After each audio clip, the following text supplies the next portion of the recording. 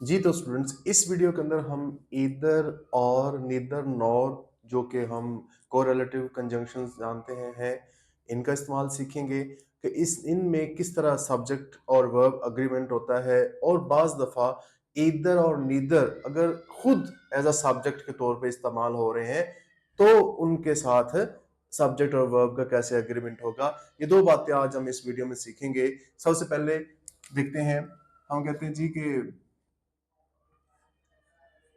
either either you or Ali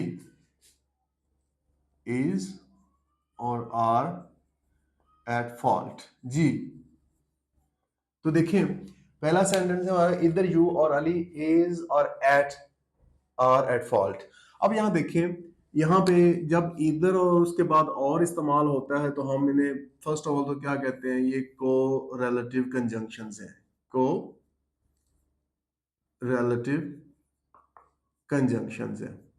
अब जब correlative conjunctions के तौर पे इधर और इस्तेमाल होते हैं या नीदर नॉर इस्तेमाल होते हैं तो उनका जो सब्जेक्ट और वर्ब एग्रीमेंट होता है वो हमेशा नियरेस्ट सब्जेक्ट के अकॉर्डिंग होता है। नियरेस्ट सब्जेक्ट के देखें, इधर यू, इधर के साथ क्या है यू, इसके बाद आगे देखें और कुछ भी नहीं है और दूसरा जो हिस्सा है और वो स्टार्ट हो रहा है। आगे देखें इसके साथ क्या है अली।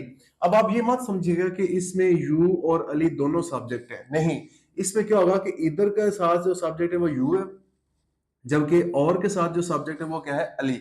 और यहां पे आप सोचें कि जो नियरेस्ट सब्जेक्ट है, करीब तरीन सब्जेक्ट है वो क्या है, जो हेल्पिंग वर्ब और वर्ब के करीब तरीन है वो क्या है अली है। तो अली जो है वो सिंगुलर है जिसके साथ इज आएगा ना कि आर आएगा, इज आएगा ना कि आर। तो हमारा जो सेंटेंस होगा वो क्या होगा, इधर यू और अली इज एट फॉल्ट होगा।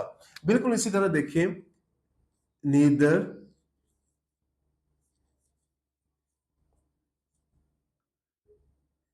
दे नॉर योर फ्रेंड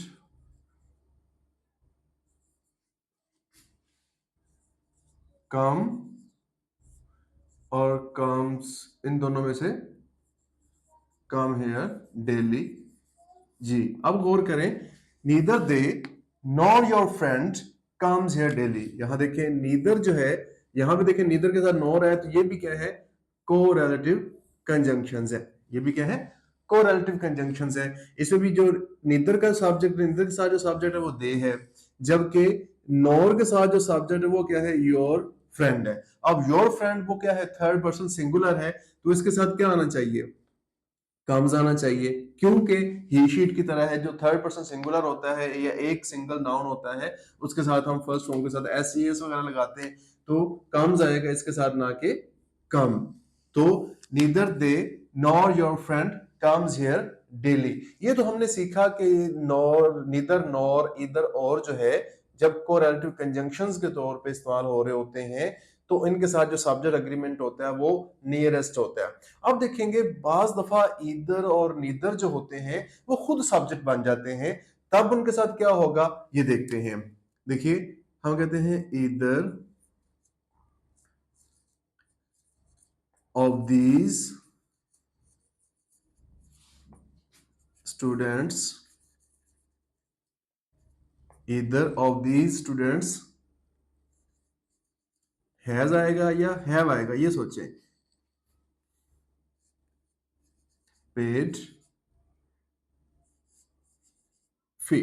अब सोचें, either of these students has और हैव पेड फी।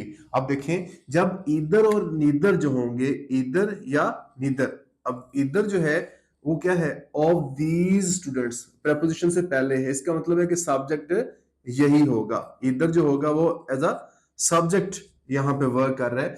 तो जब ईदर और नीदर बतौर सब्जेक्ट आते हैं, खुद बजाते खुद, यहाँ पे तो इधर और निधर नॉर में क्या था, वो कोरिलेटिव कंजंक्शन से सब्जेक्ट अलग था, लेकिन यहाँ पे क्या है, सब्जेक्ट खुद खुद जो है ना कि सब्जेक्ट के तौर पे इस्तेमाल हो रहा है। अब जब ये खुद सब्जेक्ट के तौर पे इस्तेमाल होते हैं तो ये हमेशा सिंगुलर वर्ब्स लेंगे। क्या लेंगे, सिंगुलर वर्ब्स लेंगे। तो क्या होगा, इधर के साथ क्या आना चाहिए, हैज आना चाहिए, ना कि हैव।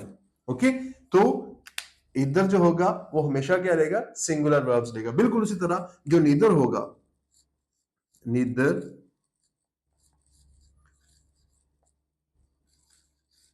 ऑफ इस्तेमाल होते हैं ना, इसलिए neither of the two persons conveys इसलिए नहीं आएगा क्योंकि नीदर जो होता है वो सिंगुलर वर्ब्स लेता है, तो क्या आएगा इसके साथ, कन्वेज आएगा।